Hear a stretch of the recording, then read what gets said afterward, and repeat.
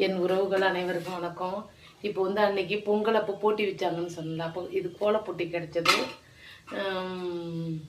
இந்த இந்த போட்டி வந்து செங்கல் போட்டி. செங்கல் போட்டினா ஒரு 20 ஒரு 16 17 பேர், எல்லாம் வயசு பொண்ணுங்க. அன்னைக்கு நான் சாப்பிட உள்ள ஜுரம். அதுக்கு முன்னாடியே காலையிலேருந்து நிறைய போட்டிலாம் நடந்து அதில் நான் கலந்துக்கல, 2 3 போட்டியில் ஜெயிச்சிருப்பேன். சரி, செங்கல் போட்டின்னு வச்சாங்க. அந்த போட்டியில் வந்து வயசு பொண்ணுங்க எல்லாருமே கலந்துக்கிட்டாங்க. ஒரு 20 பேர். ஒரு 20 பேர்கிட்ட என்னென்னா, ஒரு செங்கல் வச்சு இதுக்கு நேராக இப்படி வச்சுட்டு அப்படியே இருக்கணும். ஏன் அதுக்கு டைம்லாம் கிடையாது. அதிக டைம் யார் இப்படி வச்சுருக்காங்க, இப்படி இறக்கவும் கூடாது, கையை நடுக்கவும் கூடாது, இப்படியே கொண்டுட்டு வரக்கூடாது. இப்படியே இந்த கல்லை வந்து இப்படி இருக்கிற கல்லை இப்படி தான் பிடிக்கணும், அழுத்தியும் பிடிக்கக்கூடாது. எல்லாருமே போட்டுட்டாங்க.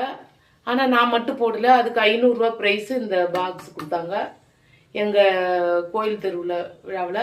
2வது வந்து ஒரு பையனை வச்சு போட்டோ பிடிக்க சொன்னேன். செல்ல அவனுக்கு பாஸ்வேர்டு தெரியல குழந்தைக்கு. மற்றவங்கள்ட்டலாம் செல்லை கொடுத்தானே ஏதாவது பண்ண போகிறாங்கன்ட்டு யார்கிட்டையும் நான் கொடுக்கல. அவனுக்கு பாஸ்வேர்டு தெரியல. என் போட்டோ பிடின்னு சொன்ன அந்த பையனை பாஸ்வேர்டு தெரியல அப்படின்னு சொல்லிட்டான். அதனால் கொடுக்கும்போது நான் அந்த போட்டோ பிடிக்க முடியல. அது சொல்லுவோன்னு நினச்சிருந்தேன். இப்போ தான் எனக்கு ஞாபகம் வந்தது. எனக்கு 500 ரூபாய் கொடுத்தாங்க. கோல போட்டியில் சும்மா கொடுக்கு. இங்கே பாருங்கள், சக்கரை போட்டு கொடுத்தாங்க. இங்கே பாருங்கள், அந்த பணத்தை வந்து ஞாபகமாக வச்சுருக்கேன் பாருங்க. 500 ரூபாய் கொடுத்தாங்க.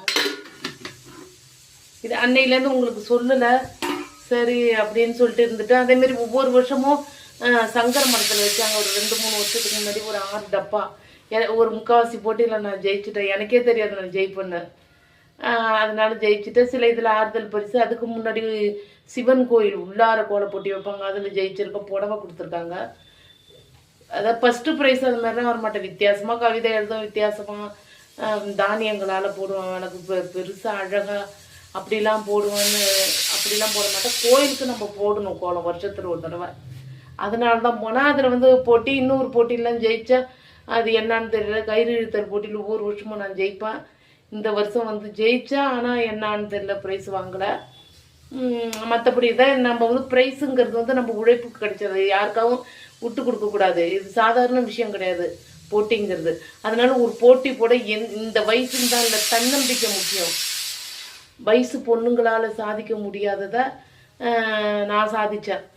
இது நான் பெருமையாக நினைக்கிறேன். நன்றி.